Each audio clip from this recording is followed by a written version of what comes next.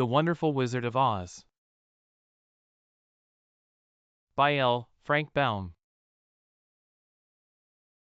Chapter 18. Away to the South. Dorothy wept bitterly at the passing of her hope to get home to Kansas again, but when she thought it all over she was glad she had not gone up in a balloon. And she also felt sorry at losing Oz, and so did her companions. The Tin Woodman came to her and said, "Truly I should be ungrateful if I failed to mourn for the man who gave me my lovely heart. I should like to cry a little because Oz is gone, if you will kindly wipe away my tears, so that I shall not rust." "With pleasure," she answered, and brought a towel at once. Then the Tin Woodman wept for several minutes, and she watched the tears carefully and wiped them away with the towel. When he had finished he thanked her kindly and oiled himself thoroughly with his jeweled oil can to guard against mishap. The Scarecrow was now the ruler of the Emerald City, and although he was not a wizard the people were proud of him.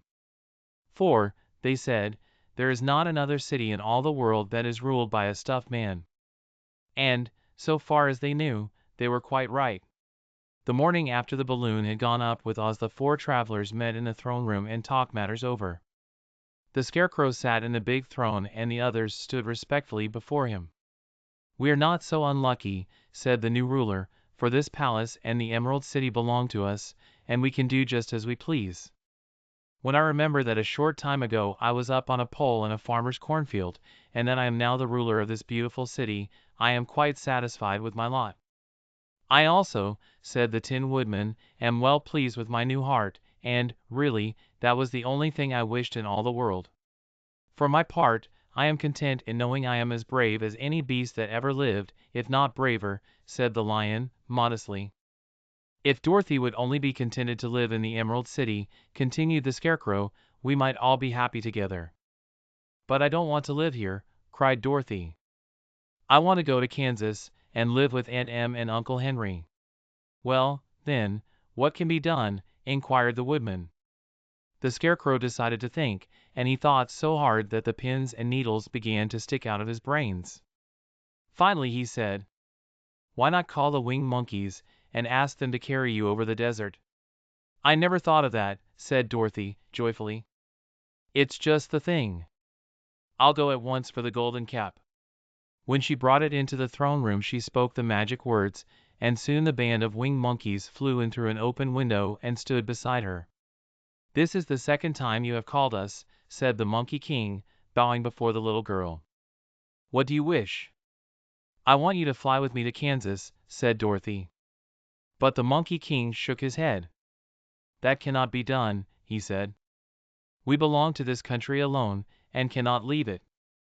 There has never been a winged monkey in Kansas yet, and I suppose there never will be, for they don't belong there. We shall be glad to serve you in any way in our power, but we cannot cross the desert. Goodbye."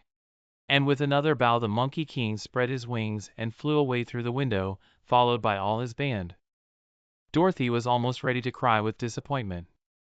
"I have wasted the charm of the golden cap to no purpose," she said, "for the winged monkeys cannot help me." "It is certainly too bad," said the tender-hearted Woodman. The Scarecrow was thinking again, and his head bulged out so horribly that Dorothy feared it would burst. "Let us call in the soldier with the green whiskers," he said, "and ask his advice." So the soldier was summoned and entered the throne room timidly, for while Oz was alive he never was allowed to come further than the door. "This little girl," said the Scarecrow to the soldier, "wishes to cross the desert. How can she do so?" "I cannot tell," answered the soldier, "for nobody has ever crossed the desert, unless it is Oz himself." "Is there no one who can help me?" asked Dorothy, earnestly. "Glinda might," he suggested. "Who is Glinda?" inquired the Scarecrow. "The Witch of the South. She is the most powerful of all the witches, and rules over the Quadlings. Besides, her castle stands on the edge of the desert, so she may know a way to cross it." "Glinda is a good witch, isn't she?" asked the child. "The Quadlings think she is good," said the soldier, "and she is kind to everyone. I have heard that Glinda is a beautiful woman, who knows how to keep young in spite of the many years she has lived." "How can I get to her castle?" asked Dorothy. The road is straight to the south, he answered, but it is said to be full of dangers to travelers. There are wild beasts in the woods, and a race of queer men who do not like strangers to cross their country. For this reason none of the Quadlings ever come to the Emerald City. The soldier then left them, and the Scarecrow said, "It seems, in spite of dangers, that the best thing Dorothy can do is to travel to the land of the South and ask Glinda to help her. For, of course, if Dorothy stays here she will never get back to Kansas." "You must have been thinking again," remarked the Tin Woodman.